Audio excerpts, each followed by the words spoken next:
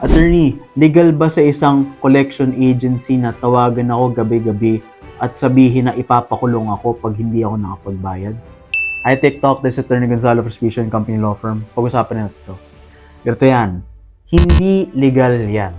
Una, kahit may utang ka, hindi ka pwedeng makulong sa simpleng hindi pagbabayad ng utang. Nasa constitution natin yan mismo, no imprisonment for non-payment of debt.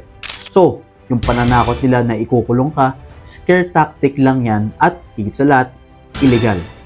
Pangalawa, bawal ang harassment. Under the SEC Memorandum Circular on Unfair Collection Practices, strictly prohibited ang threats of arrest or imprisonment, harassment and intimidation, late night calls, verbal abuse, public shaming, and contacting persons not related to the loan. Kapag gabi-gabi ka tinatawagan, tinatakot, or minumura, clear violation yan ng SEC rules. Ang pwede lang gawin ng lending or collection agency ay mag-remind ng maayos, hindi mang-terrorize or mang-bully. So, sa madaling salita, bawal ang pananakot, bawal ang harassment, bawal ang unfair collection practices, at walang kulong sa simpleng utang.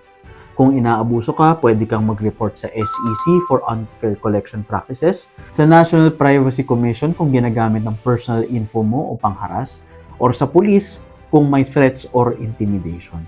So, kahit may utang ka, hindi ibig sabihin pwede ka nang abusuhin. May batas na nagpoprotekta sa'yo. Stay informed, know your rights, and follow for more legal tips.